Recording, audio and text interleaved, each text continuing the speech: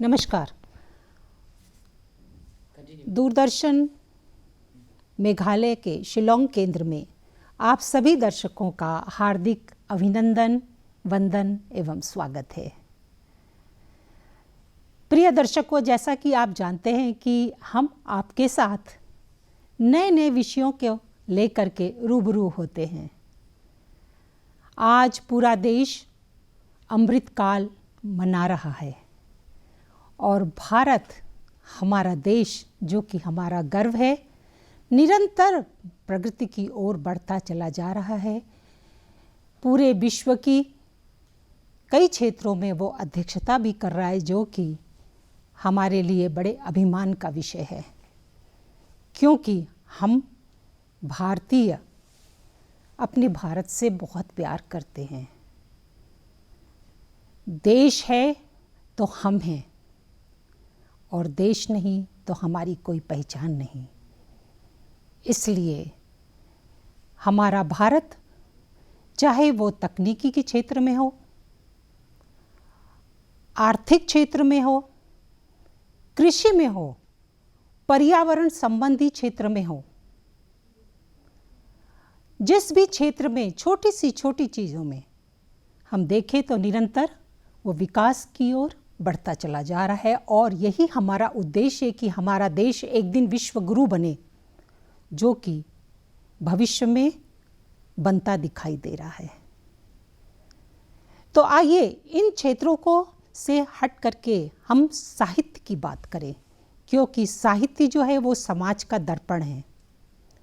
देश काल परिस्थितियाँ बदलती हैं, उसका प्रभाव साहित्य पे पड़ता है, चाहे वो सकारात्मक पक्ष हो या नकारात्मक पक्ष हो। लेकिन साहित्य ने सदैव ही मानव जनजाति के हित की रक्षा ही की है। तो आज का विषय दर्शकों हमने चुना है आज़ादी के अमृतकाल में साहित्य के बढ़ते कदम। इसके लिए हमारे स्टूडियो में आज उपस्थित हैं हमारे विशेषज्ञ डॉक्टर अवनींद्र कुमार सिंह जी, जो कि, नमस्कार सर, आपका बहुत बहुत स्वागत है। आप सभी को नमन। जो कि एक साहित्यकार हैं, शिक्षाविद हैं, हिंदी सेवी हैं, जो स्वयं भी रचनाएं करते हैं और साहित्य की समझ की गहरी पैठ रखते हैं। तो आज हम इनसे रूबरू होंगे, इनसे बातचीत करेंगे और बातचीत के दौरान हमें पता चलेगा कि किस तरह से हमारा साहित्य अमृत काल से लेकर आगे की ओर भी अपना भविष्य बनाने वाला है, और अमृत महोत्सव से अमृत काल तक उनमें कौन सी दूरियां तय की हैं और किस दिशा की ओर गया है। तो सर्वप्रथम सर आपका बहुत बहुत स्वागत है डॉक्टर सिंह।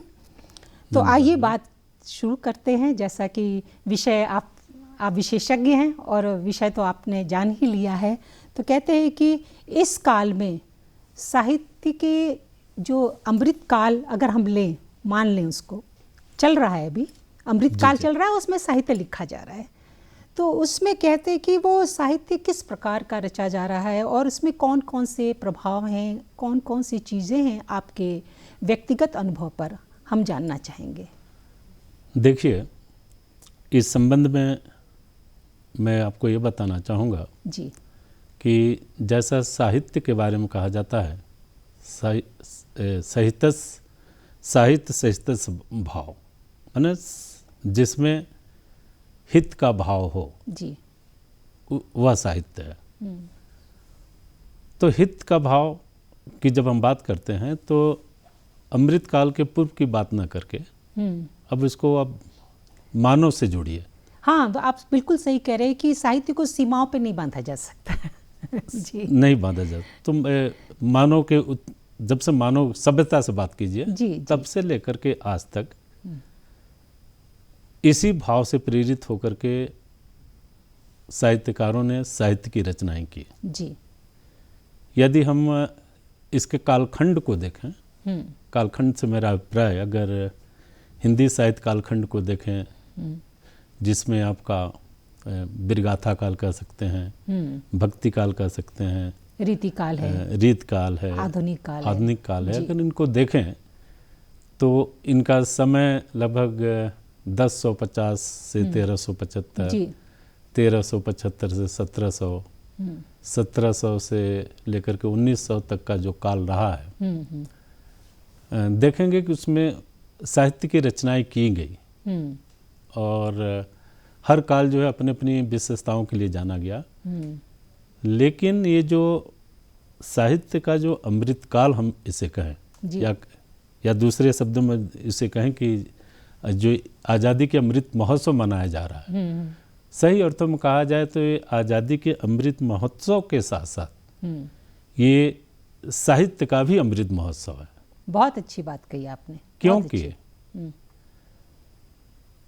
जिस कालखंड की हम बात कर रहे थे, या उस कालखंड को 1900 के बाद भी हम देखना चाहेंगे, तो 1900 के बाद का जो कालखंड अगर उसको मैं देखता हूँ तो हम आज़ाद 1947 में हुए, और लेकिन देखा जाए तो 1947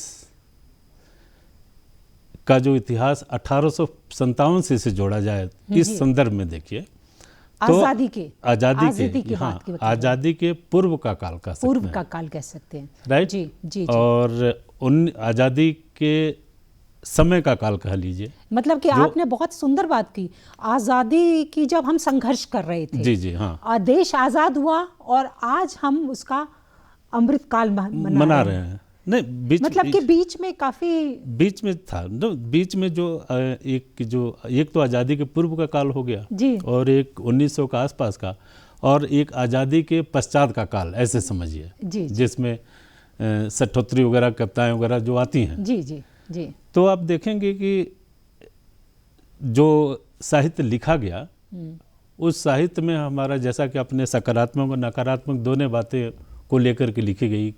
कहीं पर लोगों का किसी साहित्यकार का मोह भंग हुआ, उसमें आक्रोश पैदा हुआ जी।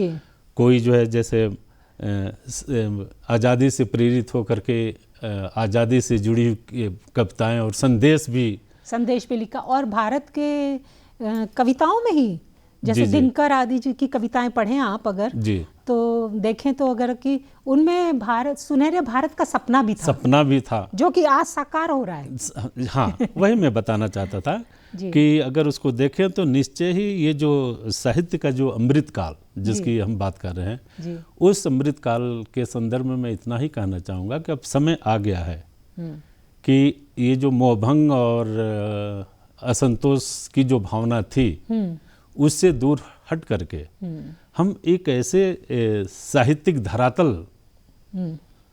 का निर्माण करें और उसको लेकर के आगे बढ़ें जहाँ पर जो है सिर्फ हमारे पास विकास, स्वांतः सुखाय वाली सर्वजन सुखाय की बात हो, सर्वजन हिताय, सर्वजन सुखाय की बात हो। और अब समय आ गया है कि हम इस बारे में ही बात करें।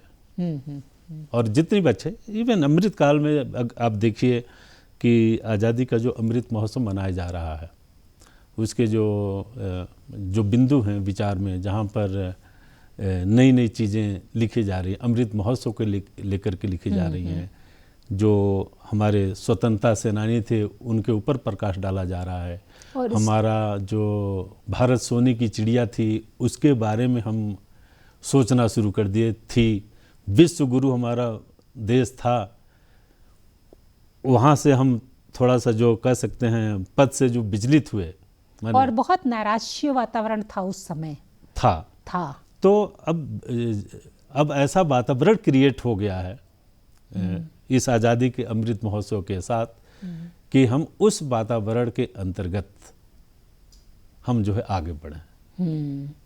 और इसके अलावा जो है ऐसे आपकी चर्चा के दौरान जो है कुछ मुख्य साहित्यकार भी हैं जिन्होंने कि इस पर बहुत ही ज़्यादा योगदान दिया हुआ है ना। तो जो आप कह रहे हैं कि हम बहुत सारी रचनाएं हैं, अगर हम पंत जी की आए, रामधारी सिंह दिनकर, मैथिली शरण गुप्त की जी हाँ, है ना, और जयशंकर प्रसाद, तो जो आपने कहा कि उस काल का और दो कालखंड आपने विभाजित किए, वो तो बहुत ही सुंदर था कि आज़ादी के पूर्व और आज़ादी के बाद का काल।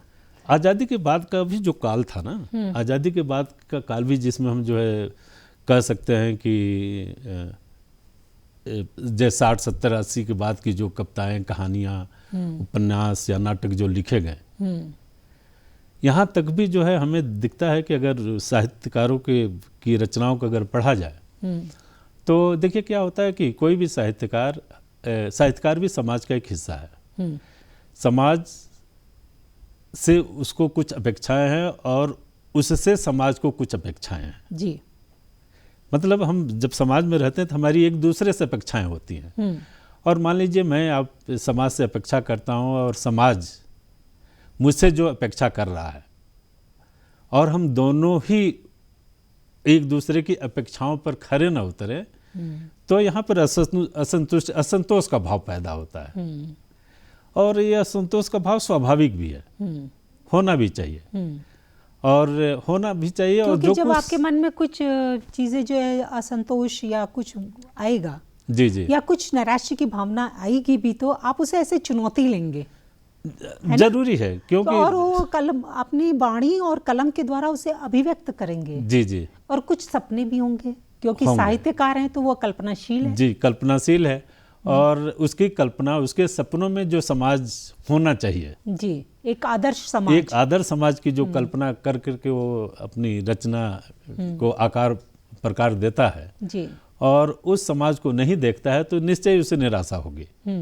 लेकिन मैं ये कहना चाहता हूँ आपको यहाँ पर कि इनके बावजूद भी ये जो आज़ादी का अमृत महोत्सव जो अपने आदरणीय माननीय प्रधानमंत्री मोदी जी का जो सपना है, ये कह सकते हैं, जिसका शुभारंभ 12 मार्च 2021 को हुआ जी। और जिसका समापन 15 अगस्त 2023 को है। तो ये जो काल पीरियड है, ये जो समय अवधि है, उस समय अवधि में हमें लगता है कि हम साहित्यकारों को ही नहीं कह सकते हैं, समाज के हर एक सदस्य को सोचना इस बारे में, सोचने के साथ जो है इस बारे में सोचना है और हम समाज को और कितना अधिक अपने सकारात्मक विचार से संतुलित कर सकते हैं, यस, समाज को दे सकते हैं, उसको जांचने, समझने, परखने का यह काल है। किसी भी क्षेत्र में देखिए, जैसा आपने आर्थिक दृष्टिकोण की बात की, अर्थ की दृष्टि से, राजनीतिक दृष्टि से, सामाजिक दृष्टि से, तो समाज भी जो है, हम ये नहीं कह सकते कि समाज 2 दशक जो पहले था वो आज है। क्योंकि बढ़ना है, आज जिंदगी का, जीवन का ये नियम है डॉक्टर सिंह की, उसको आगे बढ़ना है, आगे बढ़ना। जैसे पानी जो है वो आगे बहता चला जाता है जी जी। वो पीछे लौट के नहीं आता। तो समय जो है वो निरंतर बहता है और गतिशील है। तो विचार और समय एक जैसे हैं, वो भी गतिशील है जी जी। ये आप नहीं कह सकते थे कि आप बचपन में जो सोचते थे वो अब सोचते हैं। तो ये जो गतिशीलता है ना, हमें ऐसा लगता है कि जिस समाज को या जिस हमने देखा था, आज समाज का जो हम नौनिहालों की बात कर रहे हैं, ये जो हमारा नौनिहाल जो हैं, ये बच्चे आने वाले कल में इससे उज्जवल समाज को देखने की क्षमता रखते हैं। उनका दृष्टिकोण अलग है, ये मेरा नजरिया अलग है। और मुझे लगता है कि एक अभिभावक या माता पिता होने के नाते हमारा भी नजरिया जो है अपने माता पिता की तुलना में बदला है। तो कहीं ना कहीं एक कहेंगे कि उड़ान है, हम अपने बच्चों को उड़ान देना चाहते हैं, उसी तरह समाज को भी संतुलित करना चाहते हैं, उड़ान देना चाहते हैं। चूंकि अब बच्चों की बात और अभिभावक की जो आप बात कर रही हैं, अगर आज के बच्चों के साथ या उनके जो विचार हैं, उनके विचार के साथ आज आप हैं, तो हमें नहीं लगता है, जिसको सामान्यतः हम जनरेशन गैप की बात करके जो है टालना चाहते हैं, वो नहीं होगा। अगर आप बच्चों के नजरिए से आप उनको देखना चाहें, मित्रवत देखना चाहें, तो जनरेशन गैप जैसी भी आज कोई बात नहीं है। और इस दिशा की तरफ अगर देखें तो इसमें जो है आमूल चूल अभूतपूर्व परिवर्तन हमें देखने के लिए मिला। देखिए, अमृत का जो हमारे देश का जो था समय था, वो भी जैसे पूरे विश्व का जो था समय था, वो बहुत चुनौतीपूर्ण था। अनेक महामारियाँ आई, अनेक प्रकार की आर्थिक संकट अभी भी विश्व के बहुत सारे देश जूझ रहे हैं, जिसमें भारत की बेहतर स्थिति है। इन सब का प्रभाव जो है रचनाओं में पड़ा है। निश्चय ही पड़ेगा। काव्य हो, चाहे आलेख हो, चाहे कथा हो, कथानक हो, कुछ भी हो, उस पर उसका सोचने का तरीका पूरी तरह से बदल चुका है। सोचने का, जैसा कि आपने उल्लेख किया था प्रारंभ में ही, साहित्य समाज का दर्पण है। तो साहित्य समाज का दर्पण अपने हर उस देश काल अवधि का दर्पण है। जो वीरगाथा काल की हम बात आज हम नहीं कर रहे हैं, भक्ति काल की बात नहीं कर रहे हैं, रीत काल की बात नहीं कर रहे हैं, आधुनिक काल में जो असंतोषजनक बातें होती थी उसकी बात नहीं कर रहे हैं। हम आज आज़ादी के अमृत काल में आज हम राष्ट्रीयता की बात कर रहे हैं, राष्ट्रीय एकता की बात कर रहे हैं, श्रेष्ठ भारत की बात कर रहे हैं। श्रेष्ठ भारत के सपने हम चाहते हैं कि हमारे बच्चे श्रेष्ठ भारत के सपने देखें और उसे पूरा करें, उसको जीवंत आकार प्रदान करें। जी, बहुत अच्छी बात, जीवंतता उसमें देने की जरूरत है। क्योंकि हम लोग ने कभी नहीं, अभी जो साहित्य रचा जा रहा है, जब मैं पढ़ती हूँ रचनाओं को, कभी सोचा नहीं था कि महामारियों के ऊपर रचनाएं लिखी जाएंगी। बताइए, कोरोना जैसी महामारी, उसके ऊपर रचनाएं लिखी जाएंगी और उसका समाज पर जो प्रभाव पड़ा उसका यथार्थ चित्रण किया जाएगा। यथार्थ चित्रण, यस। अब यथार्थ चित्रण क्या होता है? कोरोना महामारी से अब यथार्थ को परिभाषा में परिभाषित करके रटने की जरूरत नहीं है। अब यथार्थ जो दिख रहा है वही यथार्थ है। और यथार्थ का वर्णन, और देखिए इस वर्णन में एक चीज और मैं बताऊं कि जो कुछ लिखा जा रहा है, अब लिखने के लिए जरूरी नहीं है कि एक साहित्यिक वर्ग ही इसको लिख रहा है। बहुत ही महत्वपूर्ण बात आपने कही है। मतलब ये बहुत ही महत्वपूर्ण बात कही है कि केवल एक साहित्यकार तो नहीं कह सकते, केवल एक उस भाषा का विशेषज्ञ ही उस पर रचना कर रहा हो, ऐसा नहीं रहा, ऐसा नहीं आया। यही एक परिवर्तन हुआ, आम आदमी लिख रहा है, आम आदमी लिख रहा और आम आदमी लिख रहा है। और इस आम आदमी में हर कोई जो है बढ़ चढ़ करके भाग ले रहा है, बताना चाहता है मेरी फीलिंग्स क्या है जी, मेरी सोच क्या है, मेरी भावनाएं क्या है। और आप विश्वास नहीं करेंगे, व्हाट्सएप देखिए, व्हाट्सएप खोलिए या फेसबुक देखिए, मीडिया का बहुत बड़ा योगदान है। फेसबुक में देखिए, जहाँ पर लिखता है, अगर अब फेसबुक में भाई दोस्तों से साझा करने की जितने सारी तकनीकी जो चीजें हैं, वहाँ पर फेसबुक नहीं खोलिए, पता लगा कोई एक अपने 2 लाइन के विचार के साथ लिखा हुआ है, उसकी पंक्तियां जो इतनी अच्छी हैं, जो लगता है कि मन को छू जाती, जो लगता है इसको लिख करके रख लें। तो ये इसलिए संभव हो पाया क्योंकि अब लेखनी में मीडिया आ गया और मीडिया सोशल मीडिया का बहुत बड़ा योगदान है। सोशल मीडिया आ गया और सोशल मीडिया में हर कोई फ्री है। अब उनको ये नहीं है कि वो कहीं पर जाकर ऑल इंडिया रेडियो जाए, दूरदर्शन जाए, या किसी साहित्यिक मंच पर बैठ करके बात करें, या फिर प्रकाशक के चक्कर लगाएं। प्रकाशक बहुत अच्छी बात कही। अब इन सारी चीजों से मुक्त है, और यह मुक्ति ही हमें लगता है उसे लिखने के लिए जो प्रेरित करी, मजबूर कर रही है। और भावनाएं कहीं भी किसी भी रूप में व्यक्त हो सकती हैं, और लोग व्यक्त कर रहे हैं, और उसको जो है जो सतर्क हैं, सजग हैं, उन भावनाएं उनकी कहीं गुम न हो जाएं, उसको लिपिबद्ध कर ले रहे हैं। और लिपिबद्ध करने के लिए उनको अब पेन और कागज की जरूरत नहीं है।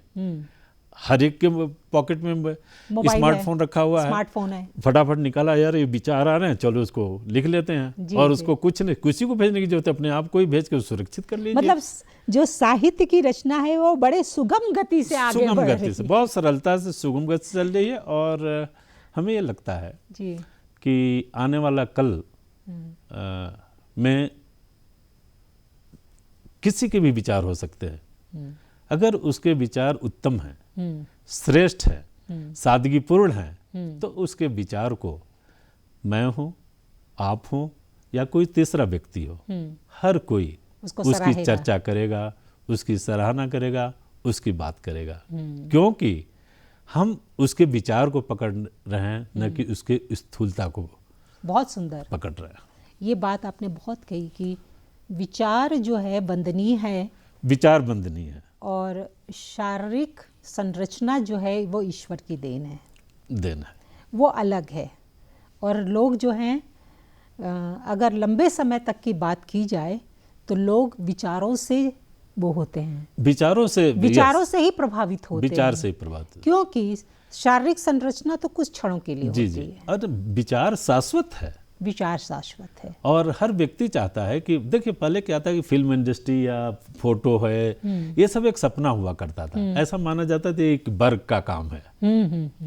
लेकिन मीडिया, सोशल मीडिया जिसकी आप बात कर रहे हैं, उस मीडिया की आने से हम अपनी आवाज़, हम अपने गीत, हम अपनी कविताएं रिकॉर्ड करके उसको जो है सुरक्षित रख सकते हैं। और अगर थोड़ा सा और एक्सपर्ट हैं तो किए हुए रिकॉर्ड को यूट्यूब बना करके उसको लोगों तक पहुंचा सकते हैं। ऐसा जरूरी नहीं है कि मेरी लिखी हुई रचना यदि आपको नहीं पसंद आई तो उनको न पसंद आए, और उनको नहीं पसंद आए तो किसी और को न पसंद आए, क्योंकि वो तो जो कवि रचनाएं हैं, हाँ, वो तो भावों का गुलदस्ता है, भावों का गुलदस्ता है। किसी को पीले फूल पसंद है, किसी को लाल पसंद है ना, बहुत किसी को सफेद फूल रजनीगंधा पसंद है तो किसी को गुलाब पसंद है। ये अपनी अपनी पसंद है, और न ये पसंद है। और ईश्वर की तो यही जो खूबसूरती है, सत्यता है, हर किसी में उन्होंने भर रखा है।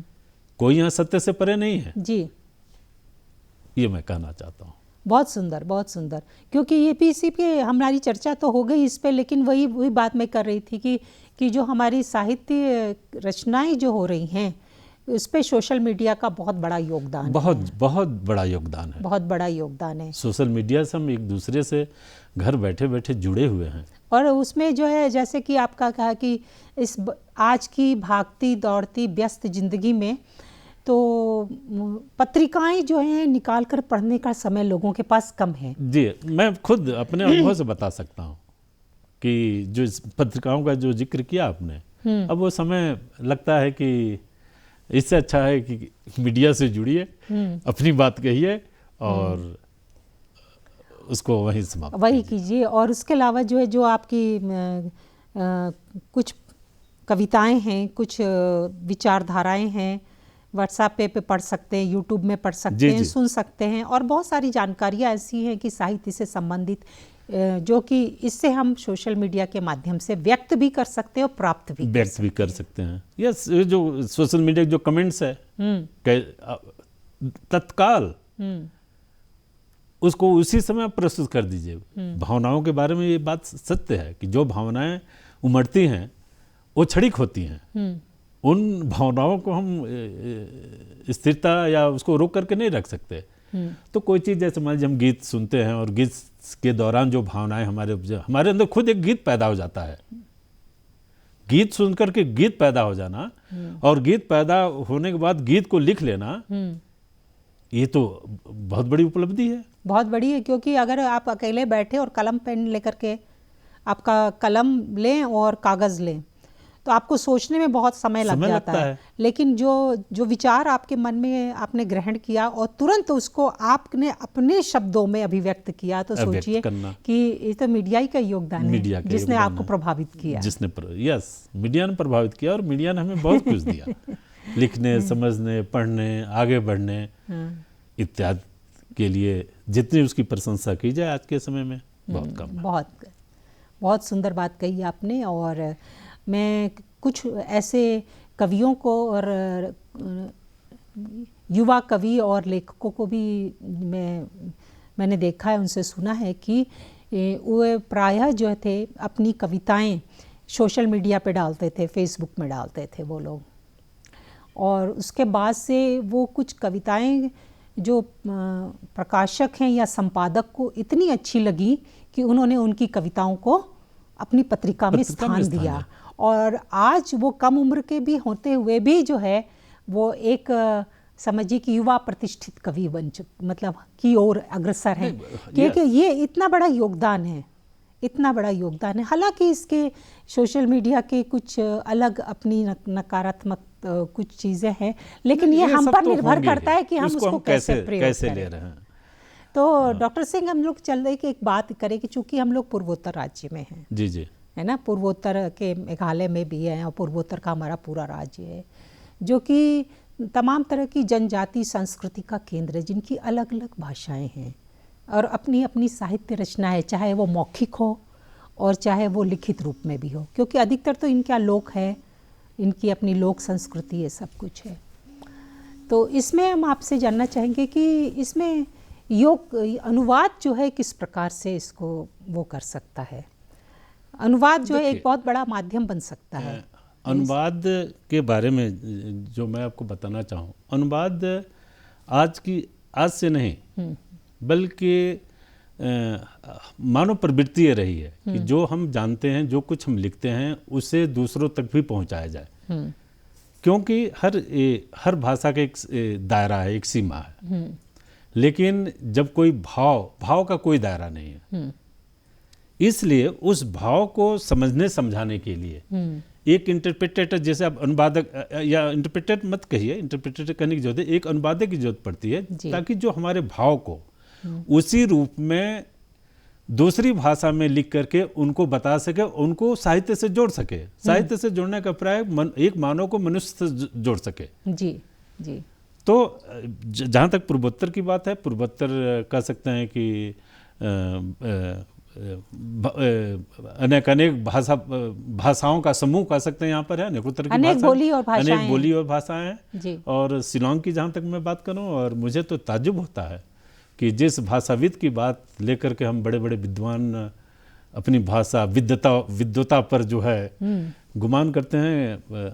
कल की ही मैं बात बताऊं कि हमारे प्रधानाचार्य महोदय एक जो साउंड सिस्टम से जुड़े हुए व्यक्ति से जानना चाहा कि तुम हिंदी जानना चाहते हो, अंग्रेजी जानना चाहते हो, खासी जानना चाहते हो, बंगाली जानना चाहता है, क्या? तो बोलता you can ask me anything. और हम पढ़े लिखे लोगों को हमें अपनी लघुता का आभास हुआ। मैंने गुजराती भाषा जो है एज ए लिंग्विस्टिक्स में जब मैं एमए कर रहा था तो गुजराती लेकर के पढ़ा, तो मुझे लगा कि मैं बहुत तीसमार खा हूँ। लेकिन उस बालक की बात सुनकर मुझे अपनी लघुता का आभास हुआ, क्योंकि आप जितनी भाषाएं जानिए उतना आपका क्षेत्र विशाल होगा। हाँ। लोगों को हम जानेंगे, लोगों की संस्कृति को जानेंगे, जी, जी, जी। लोग हमको जानेंगे जी। तो इस दृष्टि से देखा जाए तो पूर्वोत्तर में जो काम हो रहा है, और इसी काम को मुझे लगता है कि केंद्रीय हिंदी संस्थान जो यहाँ का है, उस संस्थान में जो कविताएं लिखी गई, उस कविताओं का अनुवाद तक किया गया। और बहुत सारे ऐसे विद्वान लोग हैं जो कि अनुवाद का कार्य करें, जिसमें कि बहुत सारे लोग हैं ऐसे कि जैसे मुझे एक मेरी मित्र हैं रुनु बरवा रागनी जी, उन्होंने बहुत काम किया है इस पे, अनुवाद पर निरंतर कर रही हैं समान भाव से। ऐसी बहुत सारे नाम हम ले सकते हैं। बहुत अच्छा, बहुत और अच्छा। मेघालय के जैसे हैं, जैसे भरत प्रसाद त्रिपाठी, डॉक्टर भरत प्रसाद त्रिपाठी जी हैं, नेहू के जो प्रोफेसर हैं, है ना, डॉक्टर श्याम बाबू शर्मा जी हैं, बहुत है ना, ऐसे अनेक लोग हैं।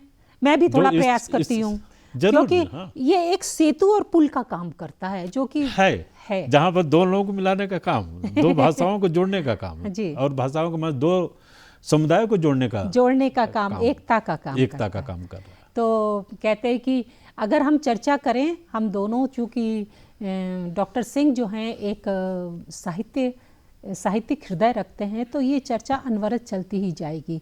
समय की अपनी सीमा होती है, इसलिए जाते जाते मैं आपसे अनुरोध करूंगी कि आप हमारे दर्शकों को कोई संदेश देना चाहेंगे और आपकी कुछ पंक्तियां हमारे दर्शकों को सुना दीजिए तो अति उत्तम होगा। ये मेरा आग्रह है। तो मैं आपके आग्रह को मैं ज़रूर पूरा करूंगा, क्योंकि संदेश और एक गीत ऐसा नहीं कि मैंने ये सोच समझ करके गीत लिखा है, और एक भाव है जिसकी हम अभी तक चर्चा किए। भाव कैसे आते हैं उसी का एक गेय रूप में प्रस्तुत करने जाऊंगा, जिसका शीर्षक मैंने दिया आपन देश। मैं प्रयास करूंगा गा करके सुनाने के लिए जी। और ई देसवा पर सब कर गुमान बा,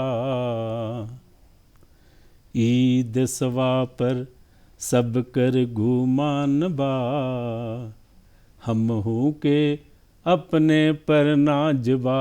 वाह। ई देसवा पर सब कर गुमान बा, हमहू के अपने पर नाजबा। वाह। सबको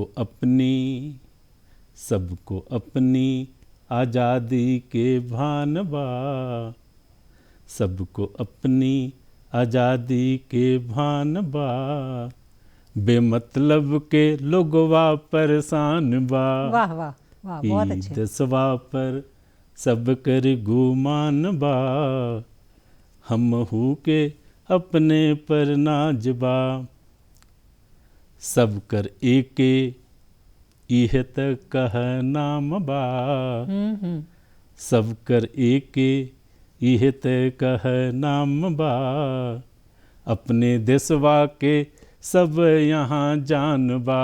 वाह। सब कर एके इह त कह नाम बा, अपने देसवा के सब यहाँ जान बा, भाई भाई यहाँ अबो बदनाम बा, भाई यहाँ अबो बदनाम बा, भारत देसवा पर सब हैरान बा, ई देसवा पर सब कर गुमान बा, हमहू के अपने पर नाजबा। अगली पंक्ति देखिए। अपने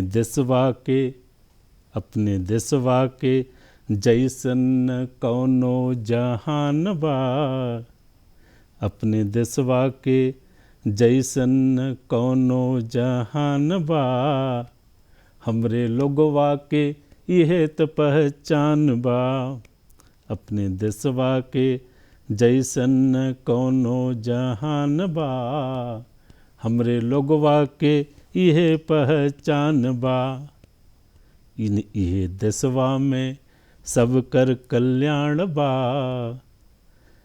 इहे देसवा में सब कर कल्याण बा, फिर भी लोगवा हमारे अनजान बा, ई देसवा पर सब कर गुमान बा, हमहू के अपने पर नाजबा।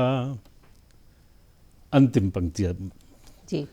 आज़ादियों के लेकर सबे खबरदार बा, आज़ादियों को लेकर सबे खबरदार बा, हमार भौवा भी बड़ा असरदार बा, आज़ादियों को लेकर सबे खबरदार बा, हमार भौवा भी बड़ा असरदार बा, अपनी अजदिया पर औनिंद्र के इहे जवाब बा, अपनी अजदिया पर औनिंद्र के इहे जवाब बा, जान लुटावे पर जान हर बार बा, ई देसवा पर सब कर गुमान बा, हमहू के अपने पर नाजबा। बहुत अच्छा। इसके था आपके इन पंक्तियों का जो है रागात्मक जो संदेश है हमारे दर्शकों तक पहुंचा और हमारे कार्यक्रम को आपने थोड़ा सा सुरीला सा बना दिया। बहुत बहुत मैं आभार आपका। और नमस्कार। इसके साथ ही ये हमारी ये चर्चा जो है यहीं पर विराम लेती है और मैं क्या हम सब इस स्टूडियो के लोग आपके आभारी हैं डॉक्टर अवनींद्र कुमार सिंह जी कि आप विशेषज्ञ के रूप में यहाँ पर आए और आपने अपना कीमती वक्त निकाला। नमस्कार। बहुत बहुत धन्यवाद।